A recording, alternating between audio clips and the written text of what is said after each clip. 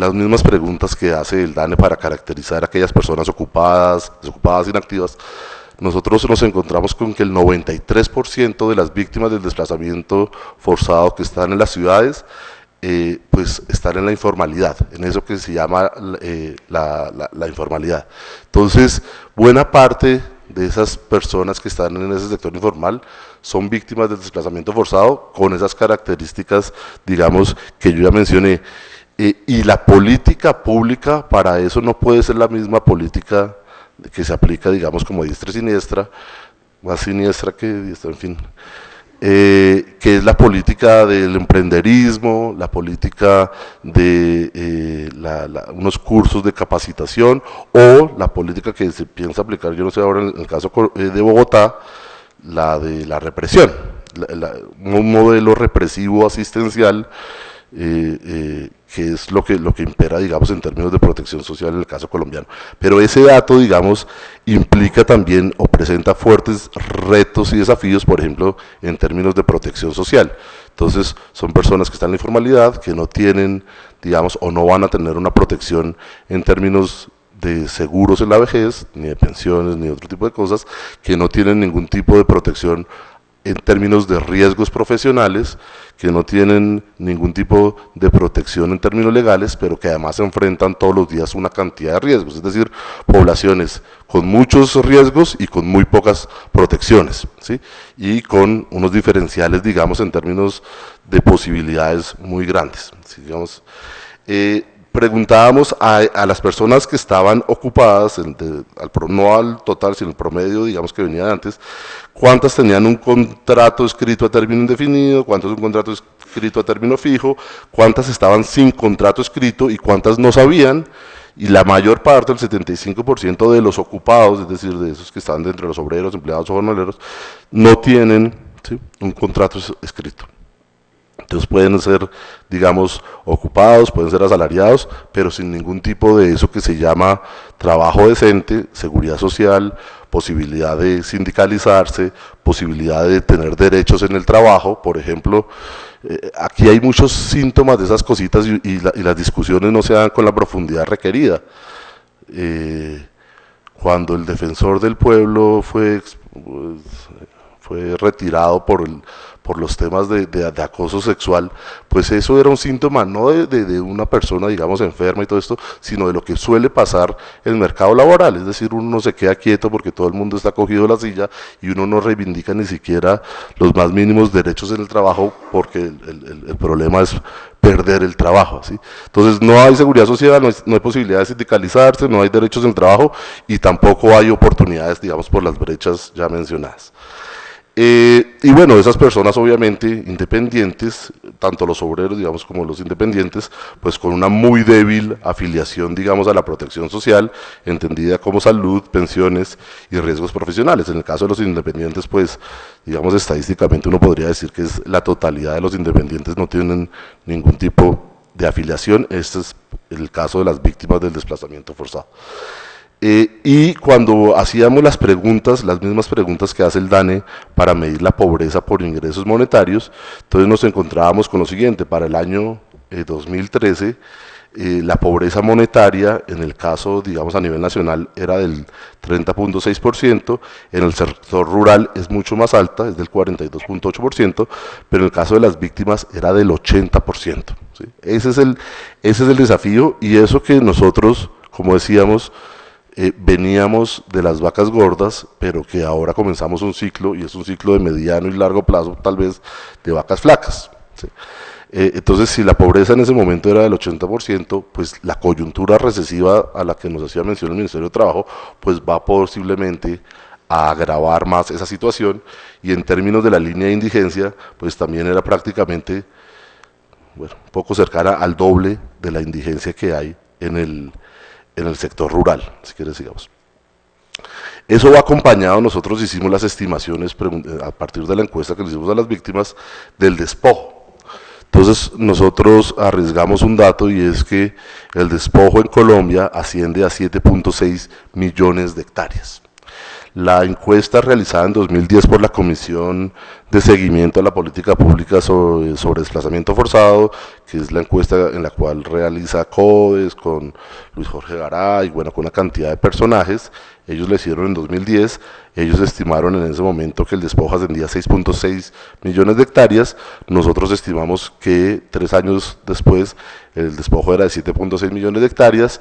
Si uno confronta los datos con un método diferente, que es el registro administrativo que lleva la unidad de restitución de tierras, la unidad de restitución de tierras dice que el despojo asciende a 4.5 millones de hectáreas. Digamos, ahí hay un debate, que es un debate, digamos, metodológico, pero lo que es cierto es que hoy, ya digamos en 2016, a 5 años de la implementación de la ley de víctimas y restitución de tierras, se han restituido, entre restitución de tierras propiamente y restitución de derechos territoriales, que tiene que ver con los territorios étnicos, se han restituido alrededor de 150.000, 200.000 hectáreas. Entonces hagan ustedes las cuentas de si en 5 años hemos restituido 200.000 para llegar a los 4 millones que dice la unidad de restitución de tierras, pues cuántos años nos faltan, teniendo en cuenta que la ley de víctimas y restitución de tierras dura o tiene vigencia solamente por 10 años, que probablemente finaliza en 2021, y que dadas las condiciones políticas, no sé si sea factible que esa ley pues pueda extenderse del tiempo o no. Pero un caso, digamos, para tener en cuenta es que los alemanes todavía no han terminado, digamos, de reparar a las víctimas de la Segunda Guerra Mundial, llevan 60 años en ese empeño, nosotros pretendemos reparar a nuestras víctimas en 10 años, ¿sí? Con un, digamos, con un plan financiero, digamos, mucho más limitado. El último tema que yo quería mostrar es una pregunta que también es polémica, es decir, nosotros le preguntábamos a las víctimas del desplazamiento forzado si ellas querían retornar o no querían retornar, y aquí también es un punto, digamos, fuerte de discusión, porque a nosotros los resultados, lo que nos daba la encuesta, era que el 74% de las víctimas del desplazamiento forzado no querían retornar. ¿Sí? Y que solo un 6.8% quería retornar y había un 8.5% que quería reubicarse en un municipio diferente al que habían salido. ¿Sí?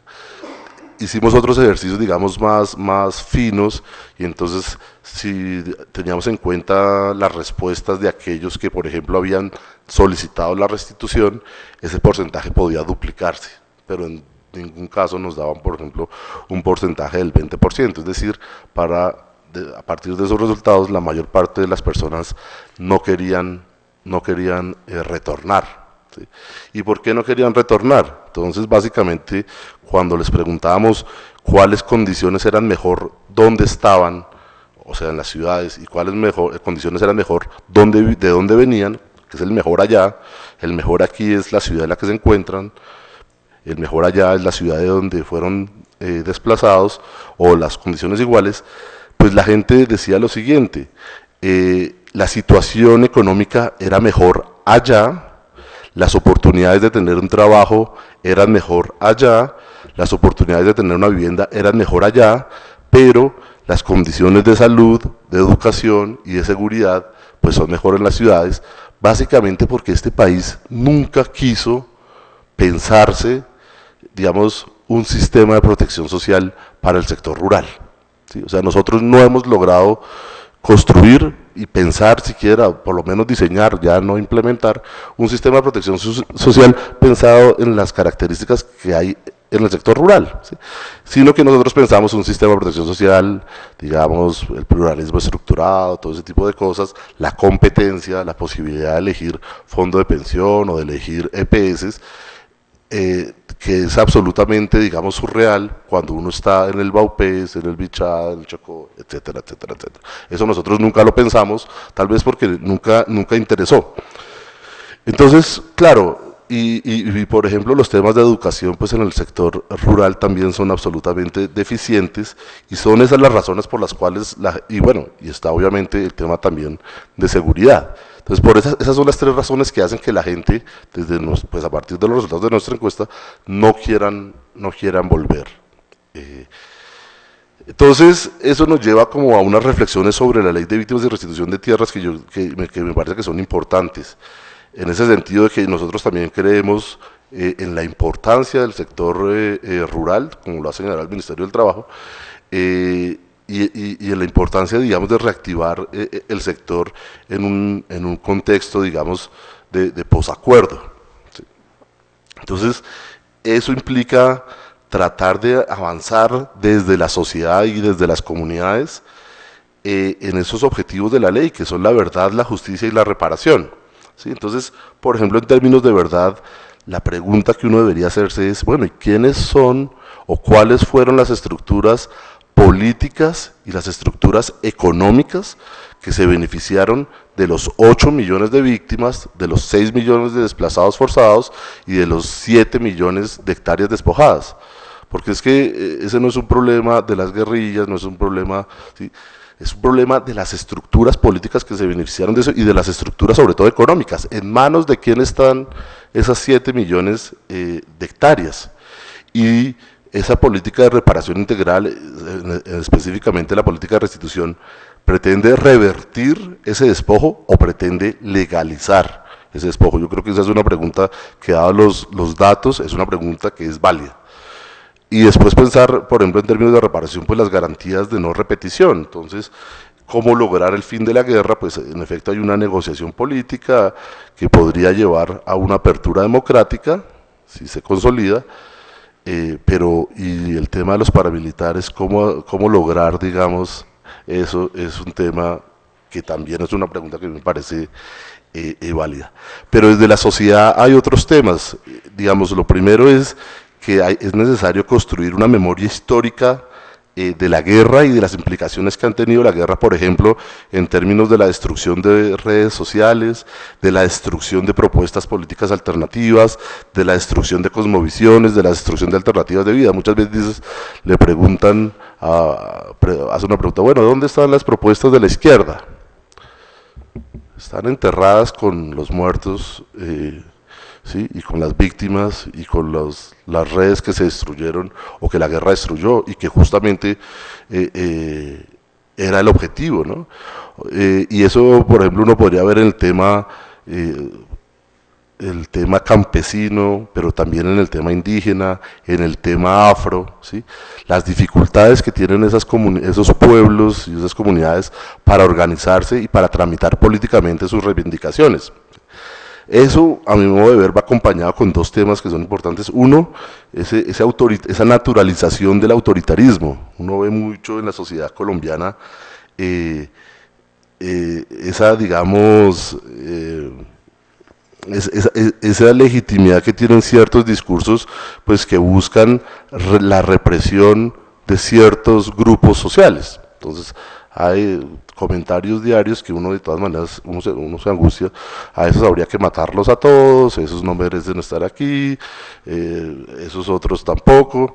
Entonces eso es como una naturalización en la sociedad de cierto autoritarismo, pues que implica la naturalización de esos mecanismos arbitrarios de control, de represión, que pretenden generar olvido y que pretenden sobre todo generar impunidad de las violaciones de los derechos humanos y de los crímenes de lesa humanidad.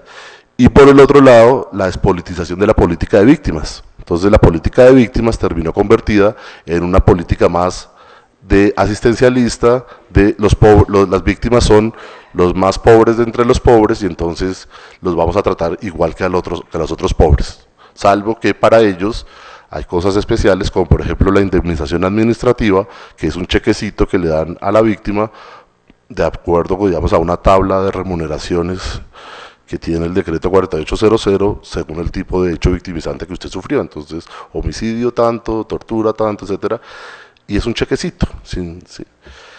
Entonces, eso implica una despolitización total, digamos, de esa política pública de víctimas, que tiene consecuencias también muy fuertes en términos de privación de la pluralidad y de esa consolidación de posturas autoritarias. Y ese es un tema también que me parece que es muy importante porque uno defiende la ley de víctimas, pero la ley de víctimas también debería entrar como, ¿sí? En un debate, dadas sus características. Y finalmente, para no abordar, porque ya quiero, digamos, ajustarme al tiempo, pues en términos de desarrollo rural, digamos, para no hablar de los otros temas, del sector industrial, yo quisiera como concentrarme ahí un poquito, sobre todo por la importancia que puede tener en un escenario, en un contexto de posacuerdo, el desarrollo rural, que tanto se ha mencionado. Y para eso yo sugiero mucho la lectura de un libro de ese autor, Michael Lipton, un libro que es excelente, que es muy recomendable, que es un libro que leí con gran placer, un libro, digamos, muy erudito, no sé si se quiere en ese sentido, porque pues aborda muchos casos diferentes a nivel mundial, y lo que Michael Lipton intenta mostrar es, digamos, uno puede mostrar la pertinencia política de la reforma agraria, que es ese viejo debate que nos enseñaba el maestro Darío Fajardo, de si todavía es pertinente o ya no es pertinente la reforma agraria, ¿sí? Y uno, digamos que la posición nuestra es que es pertinente tanto económica como políticamente. Hay otras personas que piensan que eso ya no es pertinente, lo que hay que hacer es no repartir la tierra a los campesinos, sino dársela a los grandes capitalistas, que son los que tienen la posibilidad de hacer esas inversiones que necesitan, por ejemplo, en la altillanura, esas tierras que no son de buena calidad, el modelo Carimagua y todo ese tipo de cosas. Pero Michael Lipton nos muestra, uno de los objetivos es mostrar la pertinencia económica de esa reforma agraria, y yo diría entendida en los términos del otro maestro que no, ese sí no tuvimos la posibilidad de conocer, pero pues que era Antonio García Nosa, cuando él hablaba de que la reforma agraria no es simplemente repartir tierra a los campesinos, sino que una reforma agraria tiene que ir acompañada de crédito, de infraestructura, de investigación en ciencia y tecnología y de políticas de comercialización, de ayudarle a los campesinos a comercializar sus productos. Y entonces, que entendida así como con esos 5 puntos, pues ahí sí podemos hablar de reforma agraria.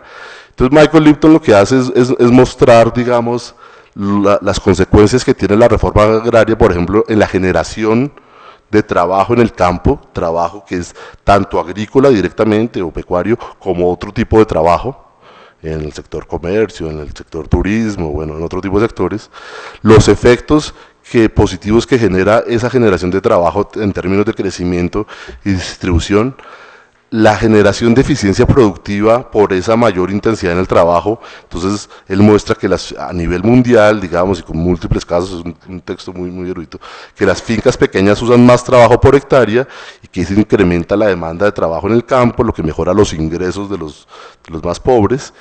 Las implicaciones que ese trabajo, esa mayor cantidad de trabajo genera en términos de sostenibilidad ambiental, por ejemplo, si la comparamos con el modelo de la gran plantación, piensen ustedes en La Palma u otros, ¿sí?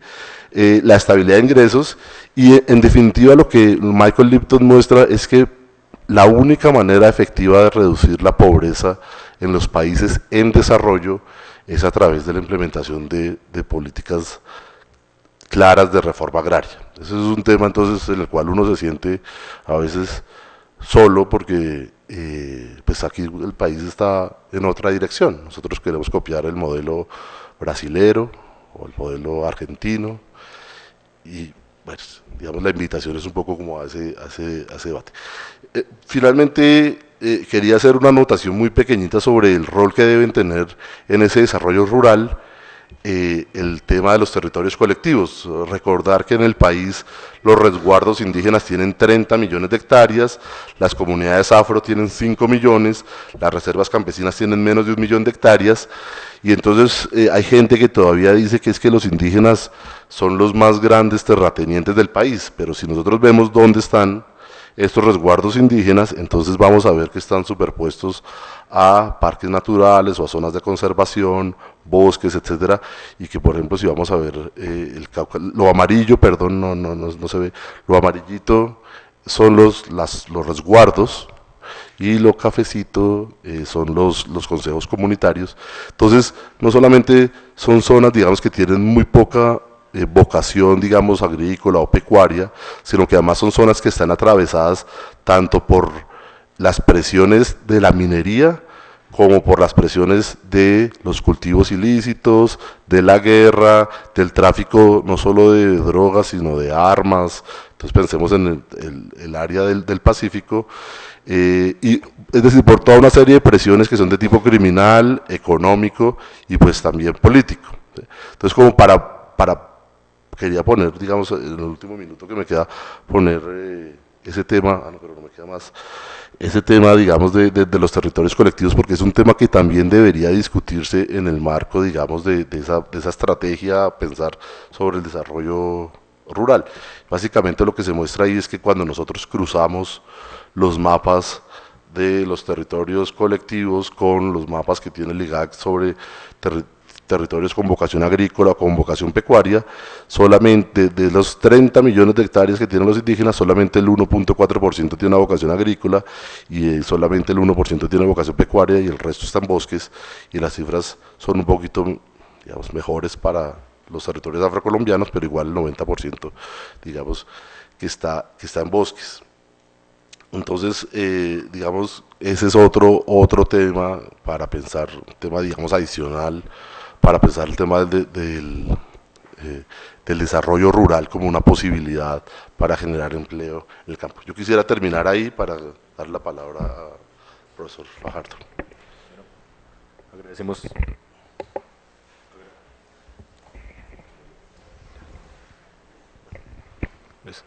Agradecemos la intervención del profesor Juan Pablo Sandoval. Nos invita no solo a considerar la realidad financiera de la nación para la promoción de política pública, sino también para humanizarla, reconociendo su realidad institucional. Así, damos paso al profesor Darío Fajardo. Profesor, la palabra es suya. Bueno, muchísimas gracias. Muchas gracias a la academia por la invitación. A ustedes, muchachos, me da mucha alegría escucharlos. Hace años que hablábamos nosotros y poníamos estos temas y pasó el tiempo y yo dije, no pasó nada. No, sí pasó. Me da mucha alegría ver que muchos de los temas que estábamos considerando hace varios años están tomando mucha fuerza. Lo doloroso es que están tomando fuerza no como resultado de un ciclo intelectual únicamente, sino como resultado de la guerra. Es decir, un país en guerra tiene que volverse a pensar. Y me parece que este esfuerzo que se está haciendo en el colectivo de la universidad, que yo lo he acompañado a ratos, es un esfuerzo que está dirigido como no únicamente a la reflexión de carácter académico, a revisar inclusive textos tan importantes como el de Lipton.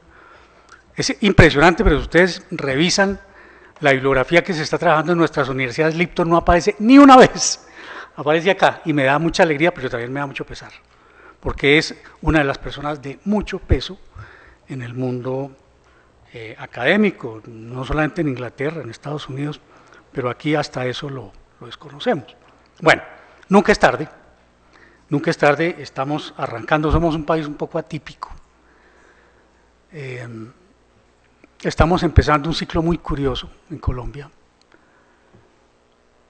Nuestros vecinos pasan por momentos difíciles. Algunos hablan de que se termina un ciclo. Yo no sé si uno puede hablar así de que se termina un ciclo. Estamos en una fase en la que hubo unos años en donde el tema de la remuneración del trabajo tuvo un respiro. Ahora viene la remuneración del capital, con todo lo que implica. Pero así vamos. Y Colombia está en otro proceso. Colombia está aparentemente en otro proceso. No sabemos qué alcances va a tener, pero sí es supremamente importante. Yo diría, es esperanzador, no color de rosa, ni muchísimo menos. Ese color no está en nuestra bandera. El color de rosa no está en nuestra bandera. Pero se están moviendo muchas fuerzas, con mucha perspectiva. Y aquí quiero entrar ya a referirme a las presentaciones que han hecho los colegas. En primer lugar, tuvimos una una introducción muy provocadora, muy interesante, llamando la atención sobre las circunstancias en las que estamos, muy la coyuntura en la que estamos. Me parece que el país tiene que despertar de esa anestesia que se le está tratando de poner una vez más. No, aquí están pasando cosas graves. Me place también que hayamos tenido la intervención del representante del Ministerio del Trabajo, porque es una información y es una posición que se pone sobre la mesa. Todo eso lo tenemos que discutir. Y reitero el agrado que me ha producido la reflexión que ha hecho Juan Pablo. ¿Por qué? Porque es una reflexión que nos pone ante uno de los primeros temas, yo diría complicados, difíciles, de la mesa de conversaciones de La Habana. Habían pasado unos muy pocos días de la instalación de la mesa de conversaciones y el doctor de la Calle, en una forma pues bastante tajante y categórica, dijo: no vamos a discutir el modelo de desarrollo. Muy interesante, fue formidable esa posición, porque ya nos estaba dimensionando cómo iba a ser la pelea. Y no nos contradice una presentación como la que hace Juan Pablo. ¿Por qué? Porque ese es el modelo de desarrollo que no quieren cambiar. Es claro que no quieren cambiar el modelo de desarrollo, porque ese modelo es una dicha, pero los que están al otro lado no dicen lo mismo. Toda esa población que se señala que está en la informalidad, ese horror de país agrario que nos acaba de mostrar el Censo Agropecuario, que yo digo que es uno de los documentos más subversivos que se han producido en este país. Subversivo. Yo seguramente hubiera hecho algo más drástico que el doctor Santos.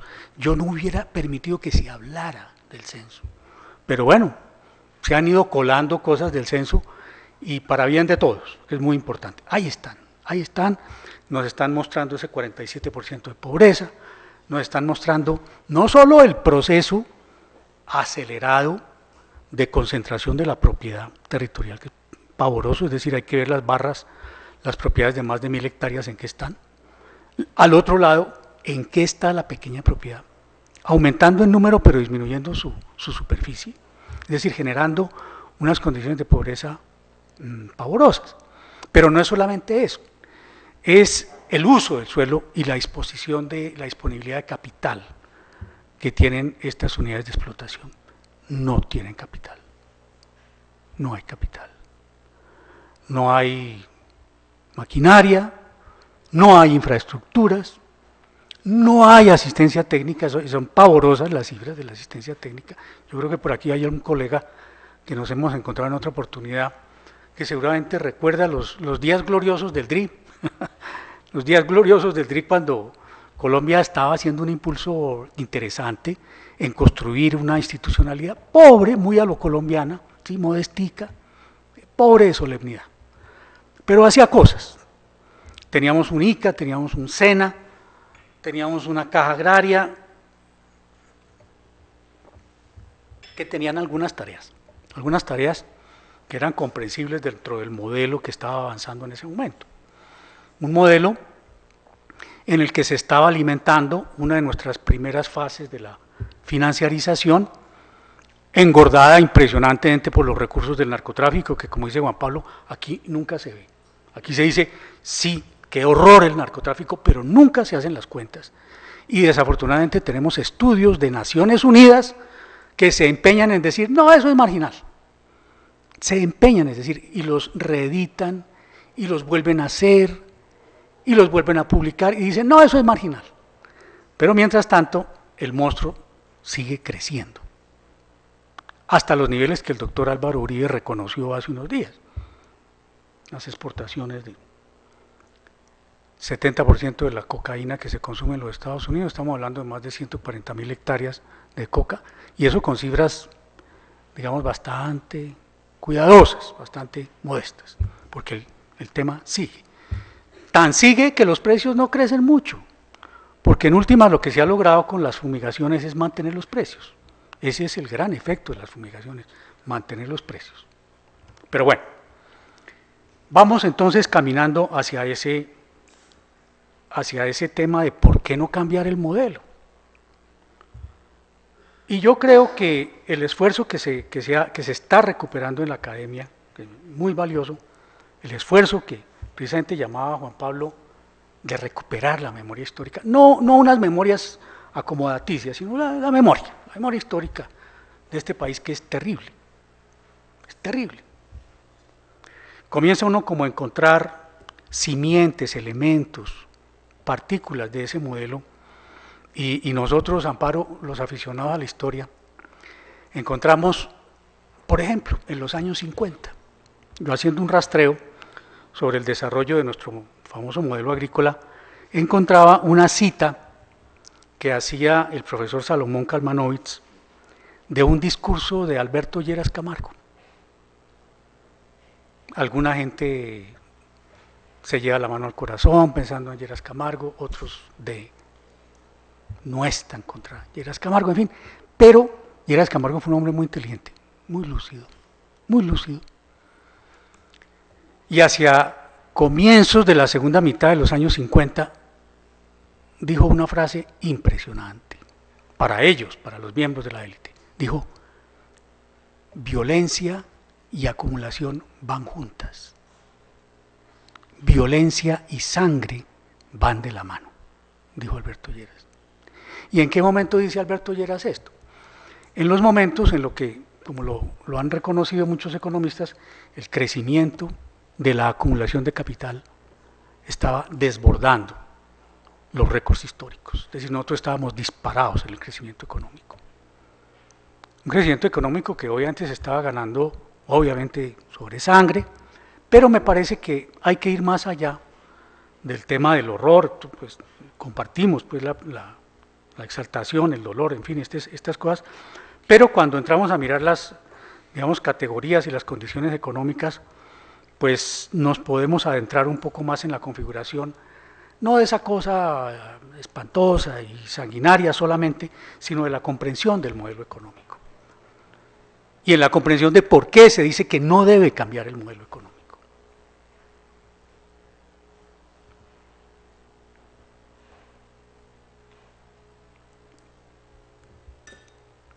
Pasaron los años 60, los 70, se dispara el famoso tema del narcotráfico, la articulación del narcotráfico con el tema del capital financiero, porque esas dos cosas tenemos que acostumbrarnos a no separarlas.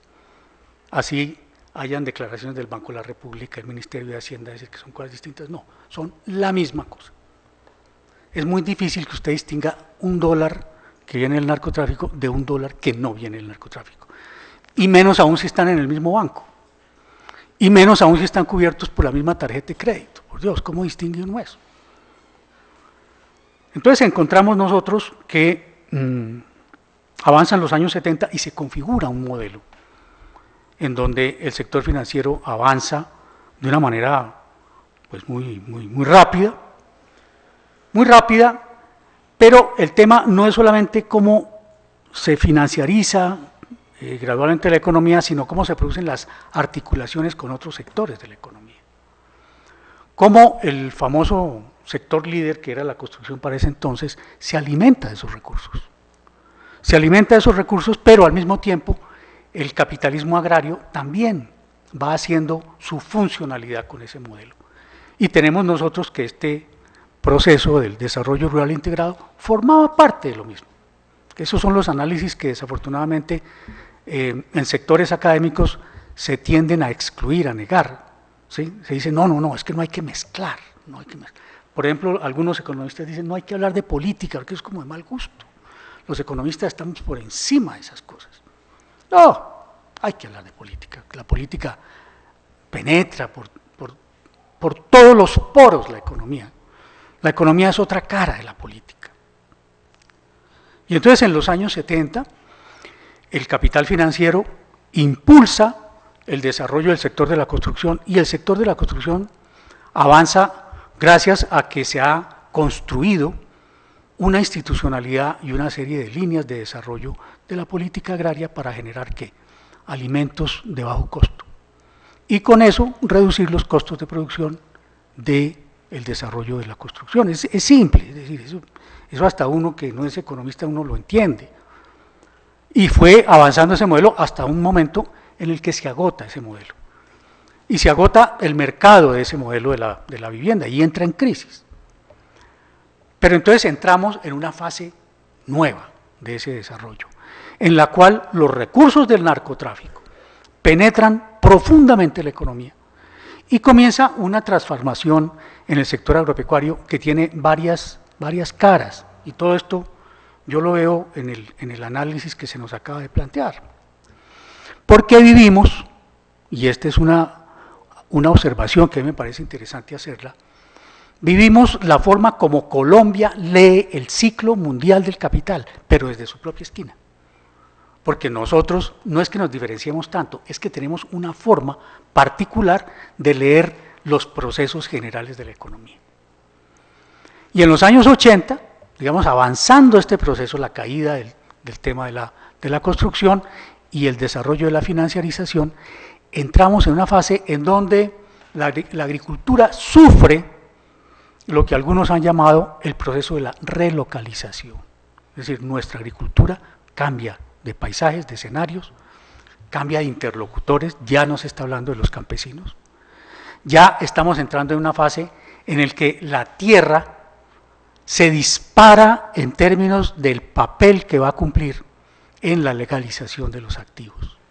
Es decir, la tierra comienza a tener un significado completamente distinto. La tierra es el gran espacio de la legalización de los capitales, no solamente del narcotráfico, sino de toda esta llamada economía subterránea, y se dispara. Se dispara, ¿y qué genera? Genera lo que se estaba mostrando precisamente en la encuesta de la Contraloría, que es valiosísimo. El tema del desplazamiento forzado, el tema del destierro, el tema del éxodo. Un país, si nosotros nos ponemos a mirar las cifras nuestras, un país con 6 millones de desplazados. Si hacemos las cuentas, pues, un poco más precisas. ¿Qué significan esos 6 millones y pico de desplazados? Significan más o menos la mitad de la población rural. Y ese proceso tiene dos caras, dos efectos. El primero, muy funcional con el modelo internacional de los tratados de libre comercio y de la relocalización de la agricultura. Un país, de esto ustedes seguramente tienen pues mucha información, pero un país que en el año 89, uno de nuestros colegas académicos, dos colegas académicos nuestros, Albert Berry y Jesús Antonio Bejarano, estuvieron vinculados a este esfuerzo, que fue un estudio muy serio de Planeación Nacional y el Ministerio de Agricultura sobre el desarrollo de la agricultura colombiana. Mostraba muchas cosas, problemas de nuestra agricultura, la institucionalidad, en fin, pero mostraba una cosa que es muy llamativa hoy. Mostraba que Colombia se autoabastecía en términos de los alimentos básicos. Colombia se autoabastecía, es decir, de los rubros que están allí identificados en el estudio de planeación, todos estaban por encima del 90% en el coeficiente de abastecimiento. 10 años más tarde, nosotros estamos entrando en la espiral de las importaciones de alimentos, hasta llegar a lo que hoy nos muestra el mismo gobierno.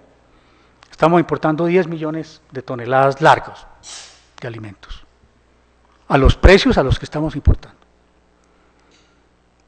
Pero esto no es un resultado de las variaciones climáticas, sí inciden las variaciones climáticas, pero no podemos hacer lo que hacía un brillante analista del Banco de la República, que decía, no, es que esa vaina del Niño sí fue terrible, esa vaina fue espantoso, eso acabó con la agricultura. Y entonces uno dice, bueno, ¿cómo así que acabó con la agricultura? ¿Qué fue lo que pasó? Y ahí vienen las cifras. La caída de la agricultura. La caída de la agricultura en donde los cultivos fundamentalmente orientados a la provisión de alimentos frescos, es decir, los cultivos campesinos básicamente, los cultivos transitorios se caen y se caen brutalmente. Y comienza el ascenso paulatino de los cultivos permanentes, y subrayo, paulatino de los cultivos permanentes. Y entonces uno mira, bueno, pero ¿qué pasa con esto? Bueno, en primer lugar, las asignaciones presupuestales, la caída es brutal. O sea, hay una caída brutal de los recursos, se recuperan un poquito en los primeros años del presidente Álvaro Uribe, hay que hacerle justicia, pero se recuperan para pagar indemnizaciones de los empleados que echaron de las entidades. Es decir, esos son los recursos, no es que aumente la inversión. Otra parte del crecimiento del gasto del sector agropecuario se va para un famoso programa que ustedes tal vez lo han oído mencionar, Agroingreso Seguro, que eso no se tradujo en agricultura, en crecimiento de la agricultura, no, eso tenía otra destinación. Pero bueno, el caso es que ese fue el comportamiento de las asignaciones presupuestales. Y la institucionalidad se viene al suelo. Entonces, sumen ustedes caída de la institucionalidad, caída de los recursos, política de apertura a las importaciones, porque para eso son los tratados de libre comercio, y a eso súmenle la guerra. Súmenle la guerra que saca a 6 millones de personas y les arrebata 7 millones de hectáreas. 6 millones de personas que ¿qué hacían? Esas personas no estaban haciendo turismo en la zona cafetera.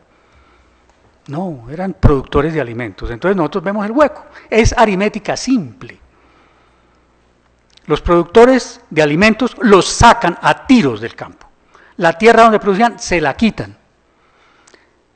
Primer resultado, el hueco para las importaciones, porque comenzamos a satisfacer nuestra demanda con importaciones de alimentos.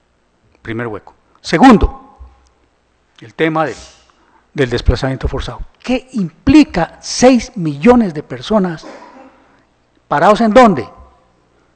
En los mercados laborales, en los escasos mercados laborales. Porque nosotros no estamos hablando de que se produce una expansión del mercado laboral, no, es muy modesta. Ustedes ven que el país se desindustrializó y al mismo tiempo perdió su economía agraria, porque la perdió. Y no me estoy inventando eso, miren el censo agropecuario, miren lo que ha pasado con ese censo. ¿Sí? Ahora, no solamente se produce el desplazamiento de estos millones de personas, sino que, no sé si decirlo de manera perversa o de vainas fue que pasó eso.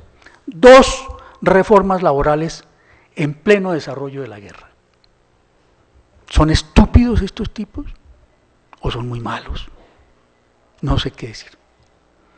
En pleno desarrollo de la guerra, cuando salen millones de personas del campo, se monta una reforma de flexibilización laboral, no me dejan mentir las cifras, en el 96 y en el 2002, ¿para qué? Para reducir la remuneración de los trabajadores. No es para darles televisores y carros de último modelo, no. Esas reformas laborales son para profundizar la precarización del trabajo. Lean ustedes lo que significan estas reformas laborales. Pero es perverso, por eso les digo, uno no sabe si es estupidez o es maldad, no sabe que, no, mejor dicho, es muy difícil calificarlo, pero el hecho brutal es ese, que en plena guerra, en medio de la guerra más pavorosa, que no la conoce ningún otro país de nuestro continente, es que esto lo estamos viendo en Irak, lo estamos viendo en Siria, pero en el continente no habíamos visto eso. Y en medio de esa guerra, nuestros genios de las políticas implantan no solamente los tratados de libre comercio, que van a completar el desastre de la caída de nuestra agricultura, sino las reformas laborales que van a hacer ¿qué? Van a hacer aún más dramática la situación de esos nuevos pobres, porque es que cuando nosotros vemos los trabajos que se han hecho, lo que ha hecho Ana María Ibáñez, el trabajo que cita Juan Pablo, el trabajo de la Contraloría, lo de Garay, etcétera, estamos hablando de nuevos pobres, gente que perdió, miren, no eran pequeños campesinos solamente los desplazados, no habían medianos campesinos también, medianos empresarios. Y esa gente llega con una mano adelante y una mano atrás, es decir, esa película famosa de La Primera Noche y tantas otras representaciones que tenemos nosotros del desplazamiento nos muestra que estamos hablando de eso, unos nuevos pobres en las ciudades. Dramático todavía, estuve hace unos días haciendo un recorrido por Medellín y me impresionó ver la geografía del Valle de Aburrá. Es decir, cómo se construyen esos espacios para recibir la población desplazada. ¿Sí? Lavar las inversiones del narcotráfico en la construcción de lujo, pero además una construcción, yo no sé, pareciera perverso. Unos edificios lujosísimos que de repente se caen. Y uno, es una forma impresionante de innovación en el lavado de capitales. Es decir, eso está peor que una guerra, porque en una guerra uno destruye, en fin, y todas esas cosas, y vuelve y produce, en fin. Pero construir unas torres para que se caigan, pues eso es una velocidad muy rápida en la circulación del capital. Pero bueno, ahí se dio eso. Y no solamente eso, sino que ustedes se dan cuenta de que Medellín tampoco constituye una fuente de empleo formal, ni muchísimo menos. Y ese emprendimiento que está haciendo la gente en Medellín es lamentable, porque ese emprendimiento se llama microtráfico. Ahora, eso le podemos decir es emprendimiento, no le ponemos calificación moral, nada, es un emprendimiento. Pero yo creo que eso no ayuda a que crezca un país. Eso no ayuda a que crezca un país. Es decir, y menos un país que está tratando de salir de la guerra. No me quiero extender más porque ya se volvió un cansón con esto, pero me parece que es muy importante también visualizar, no solamente la expresión del doctor de la calle, que no se va a cambiar el modelo, sino lo que yo diría, el potencial transformador que tiene la situación en la que estamos nosotros. Algunos sectores de opinión decían, los arreglos, los acuerdos de La Habana, eso no es revolucionario, eso es irrelevante. Yo creo que es muy ligera esa apreciación. Yo creo que es muy ligera esa apreciación, porque estamos a puertas de una serie de cambios que no solamente son todas las cosas que implican, porque yo sí recomiendo, aquí en este mismo salón recomendaba que es bueno leer los acuerdos. Vale la pena leer los acuerdos. Y vale la pena leer los temas que no se han acordado. Y vale la pena leer las implicaciones de los acuerdos. Porque los cambios que ya están a las puertas y que ustedes se dieron cuenta la semana pasada, cuando comenzaron a decir, no, es que en La Habana están haciendo una pequeña constituyente, eso mostró el pánico que esas pequeñas reformas están introduciendo. Entonces me parece, no quiero exaltarme aquí, pero me parece que es interesante que miremos toda esta, digamos, esta panorámica que es muy compleja, muy rica. Los compañeros nos han dado una lección diciéndonos la economía no es simple, la economía es compleja. Y en La Habana se está discutiendo de política y de economía y de muchas otras cosas. Es decir, estamos ante una complejidad que la sociedad colombiana de una u otra manera está descubriendo y va a tener que afrontar las transformaciones que va a implicar eso. Porque, con esto termino, en La Habana, yo digo, se ponen sobre la mesa los temas, pero los cambios los tenemos que hacer acá. Y con gente como ustedes, yo creo que hay esperanzas. Muchísimas gracias.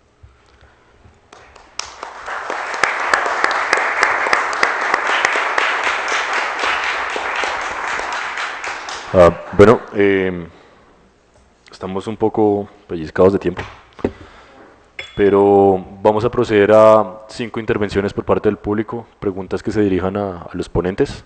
Cada uno de ustedes, por favor, serios con el tiempo, 1 minuto para plantearla y luego pasamos a responderlas. Primero, pregunta a las 5. ¿Ya son las 8? Ya, sí, pero igual las podemos hacer. Vale, entonces...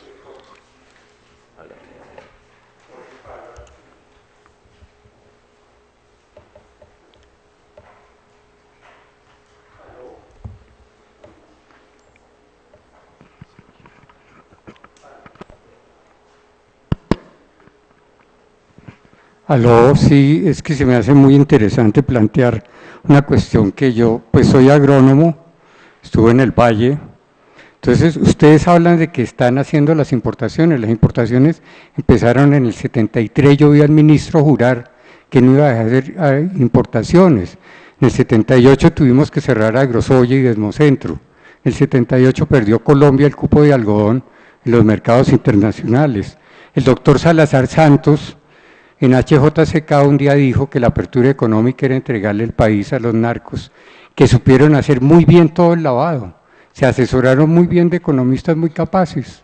Eso, yo un día lo llamé y le dije, ¿por qué no hacemos esa investigación?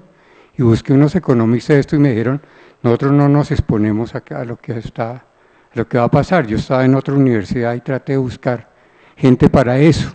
Ahorita estamos haciendo una bulla de que el Tratado de Libre Comercio, de que no sé qué, eso viene hace tiempos, ¿sí? Simplemente todo el mundo permitió esta cuestión. El doctor Fajardo dice que hicimos un desarrollo muy típico de Colombia, el ICA, el Inderena, el INCORA, yo estaba en eso, pero al lado afuera, yo eso lo llamé corrupción, desidia, ineptitud. ¿Por qué tuvieron que cerrar todos los institutos, doctor? ¿Dónde está la investigación que quedó? Es que el problema de arrancar el sector agropecuario es que no hay nada. ¿Por qué acabaron la asistencia técnica? Porque eso se convirtió en un chantaje, en un parafiscal adicional. Yo trabajé en asistencia técnica, arriba y abajo. ¿Sí? Yo le di asistencia técnica a Sarmiento Angulo, a Jaime Miquelsen, a todos ellos. Pero la asistencia técnica la acabaron porque se convirtió en un parafiscal para los pobres campesinos. Pagar 2, 3, 5%. El agricultor tenía que pagar un 1% de sobreimpuestos para que financiaran a los pequeños, leer asistencia técnica el ICA. ¿Saben qué se fue eso? En pagar la nómina del ICA, nunca en asistencia técnica. Entonces, piensen todo lo que pasó. Venimos de peor. ¿A quién le entregaron el ICA? Usted dice política, a Álvaro Gómez. ¿A quién le entregaron la Caja Agraria? ¿Sí?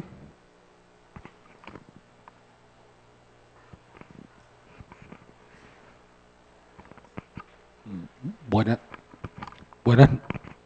noches, ante todo a los compañeros de la Universidad del Externado y otras personas de la Universidad Nacional. Y solamente para saber el futuro que tienen algunas entidades como Federacafé por su impacto regional especialmente. En estas circunstancias que se ha venido hablando, esos tipos de programas de asistencia técnica, de impulso, no sé, o sea, cómo se puede llegar a transformar por todos esos factores que se están viendo. Agradeciendo al panel los aportes y las luces que nos ha dado sobre el tema, al doctor Darío Fajardo, ¿a qué se debe que nuestro país es atípico? ¿Qué tiene que ver la clase dirigente y qué tiene que ver actualmente los nuevos llaneros agrícolas y para dónde vamos en el posconflicto? Muy amables. Bueno, gracias. Buenas noches. Pues primero agradecer a los ponentes que estuvieron presentes, a los profes, al representante del Ministerio de Trabajo y, digamos, hago este agradecimiento también porque, digamos, en general, digamos, uno sí presencia que a veces hay como cierto desprecio por el debate académico, pero, digamos, saludar que hay una pues presencia pues del gobierno, del Ministerio de Trabajo, pues con el ánimo de alimentar el debate, ¿cierto? Yo creo que el debate y la construcción democrática es una de las premisas de la construcción de paz y pues de pasar el conflicto, ¿no? Y un poco con el tema democrático es que va mi pregunta, ¿cierto? Y es, digamos, ¿cómo construir realmente una política de paz, incluso cuando se tuvieran mejores recursos o condiciones, cuando hay ciertos sectores incluso económicos que aún se resisten a cosas muy pequeñas? Es un caso, por ejemplo, el tema de los ganaderos que se resisten al tema de la restitución de tierras, pero también otros una pregunta, sectores como los financieros, como los empresarios que de alguna manera también se resisten un poco a brindar algunas mejores condiciones para los trabajadores que son víctimas también del conflicto. Entonces mi pregunta es un poco en términos de propuesta de construcción de política, digamos, ¿cómo ven ustedes, digamos, la intervención, digamos, de los diferentes sectores económicos, pero también, digamos, de los sectores populares en la construcción de política para la paz? Sí, buenas noches. Bueno, muy interesante el tema el tema del empleo en un sentido estructural como nos lo han presentado. Yo quisiera preguntar, es un poquito atrevida esta pregunta, es más una inquietud.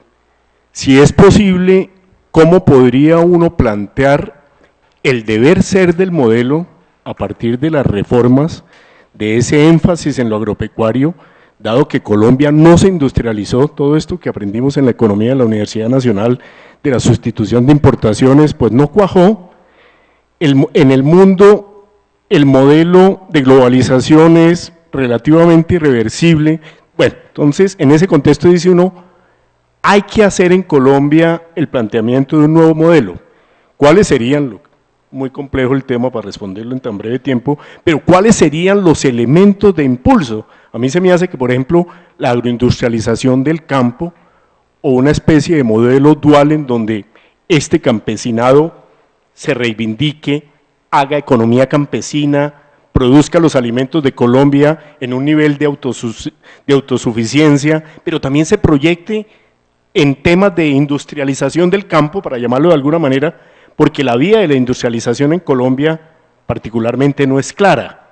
¿Cuál es ese modelo de desarrollo que puede construirse a partir de las reformas que estamos discutiendo en la perspectiva de lo de La Habana, de la paz, de la reivindicación agropecuaria, etcétera? Es un poco esa mi inquietud, a ver si se puede rematar como en ese sentido, porque vimos ya la cara difícil de este asunto, de estructura. ¿Cuál es entonces el camino para construir con la academia, con la política, con los sectores populares, como dices tú, un poco en ese sentido, ¿no?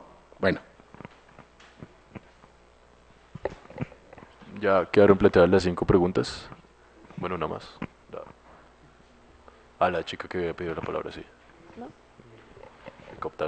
Buenas noches, pues yo más que una pregunta quería hacer era como una reflexión también relacionada con la pregunta anterior, y pues yo creo que las 3 intervenciones coincidían en algunos elementos, ¿cierto? En las 3 intervenciones se reconocían como las deficiencias que nosotros podemos encontrar en el campo en relación con la ciudad, o sea que tenemos una brecha bastante grande en términos de los servicios que se están ofreciendo para el campo, y también que todo esto ha sido evidentemente profundizado por el conflicto. Y esto no solo se refleja pues en términos de los aspectos puramente económicos o de expulsión de los campesinos del campo como tal, sino que como observamos en una de las presentaciones pues también ha traído otras consecuencias. Entonces la reflexión pues que a mí me surgía un poco era que nosotros en Colombia, para poder llegar a un nuevo modelo, primero tenemos que implementar como una política unificada, porque lo escuché en varias de las intervenciones y es que tenemos la tendencia de fragmentar las necesidades.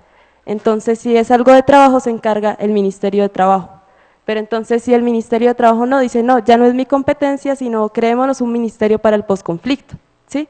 Y empezamos a crear una institucionalidad fragmentada que no da respuesta a las necesidades concretas de las personas, que evidentemente son muy complejas, o sea, el conflicto y la dimensión socioeconómica del sujeto colombiano inmerso en ese conflicto ha profundizado un poco más todas esas interrelaciones y no podemos solucionarla a través de políticas totalmente segmentadas, porque pues evidentemente nos lleva a una serie de objetivos que no están correlacionados del todo con el bienestar de la población. Entonces quería compartir esa reflexión.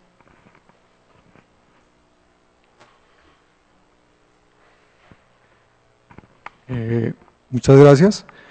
Pues yo quisiera primero hacer una pregunta y respecto al tema de seguridad, porque claro, va a haber una formación de diferentes estructuras e instituciones llegando al campo, digamos a todas las zonas que han sido abandonadas, pero una realidad de eso es que tenemos que entrar con seguridad a muchas de las zonas.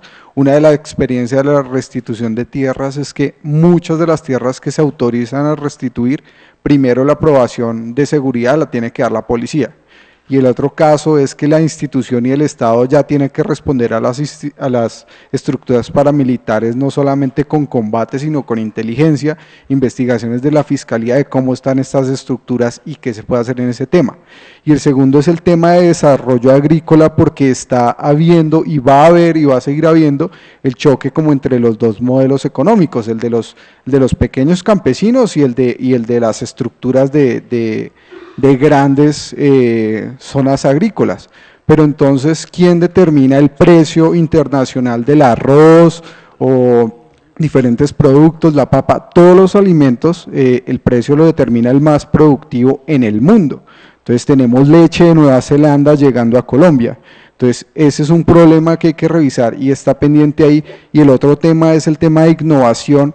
Ya hay, digamos, avances tecnológicos en agricultura donde no necesitamos tierra para cultivar, simplemente es una zona, y también vamos a llegar al punto de la robotización de, digamos, de la agricultura. Entonces, ya no vamos a necesitar tanta mano de obra. ¿Y cómo se puede ver ese tema en la mano de obra y en el empleo?